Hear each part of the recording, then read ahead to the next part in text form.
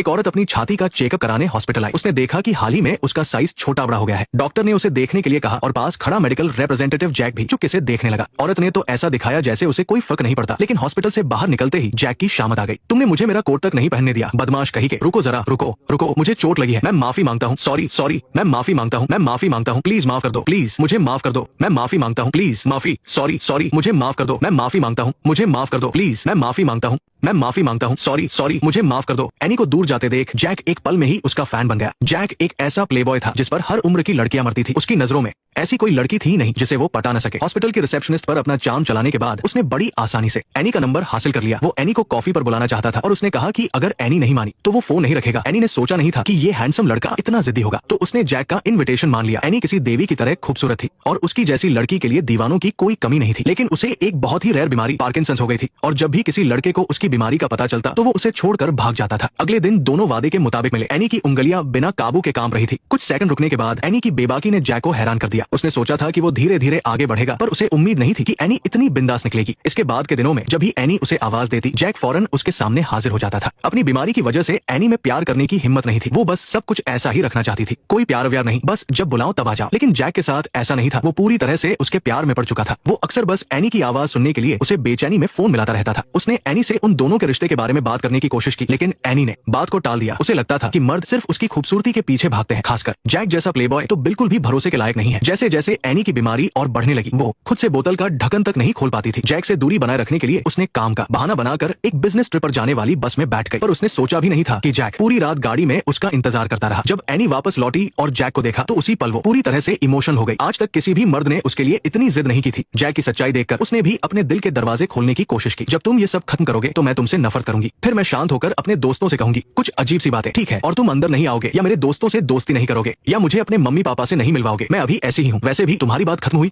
तुम कल रात यही थे। हाँ, आखिरकार दोनों एक हो गए। इस खूबसूरत प्यार के साथ साथ जैक का करियर भी आसमान छूने लगा। उसकी सेल्स परफॉर्मेंस जबरदस्त तरीके से बढ़ रही थी। दोनों प्यार के नशे में डूबकर अपनी प्यारी सी दुनिया का मजा ले रहे थे। हवा में भी जैसे प्यार घुल गया था। दोनों ने एक साथ बहुत ही यादगार और खूबसूरत वक्त बिताया। एनी के लिए जैक ने खुद को पूरी तरह बदल लिया था। अब वो पहले वाला लेडीज मैन नहीं रहा था। बाहर चाहे कितनी भी खूबसूरत लड़की क्यों न हो, वो वक्त पर घर लौट आता था, क्योंकि उसकी आंखों में सिर्फ और सिर्फ एनी थी। एक दिन जैक ने घबराते हुए एनी से कहा। जैक ने यूं तो अनगिनत लोगों को डेट किया था, लेकिन उसने कभी किसी से आई लव यू नहीं कहा था, यहाँ तक कि अपने मम्मी पापा से भी नहीं, क्योंकि किसी ने भी उसके दिल को इतनी गहराई से नहीं छुआ था। सिर्फ एनी ने ही उसे समझाया कि किसी से सच्चा प्यार करने का एहसास क्या होता है। लेकिन जैसे जैसे वक्त बीतता गया, जब जैक को लगा कि सब कुछ और भी अच्छा होने वाला है, तभी एनी की हालत फिर से बिगड़ने लगी। अब वो कैंची तक नहीं पकड़ पाती थी, पैकेट नहीं फाड़ पाती थी, यहाँ तक कि बिस्तर से उठना भी बहुत मुश्किल हो गया था। जब एनी को एहसास हुआ कि वो जैक पर बोझ बन गई है, तो वो जानबूझकर जैक को गुस्सा दिलाने लगी। वो उसे अपनी वजह से मुसीबत में नहीं डालना चाहती थी, पर जब जैक बाहर गया तो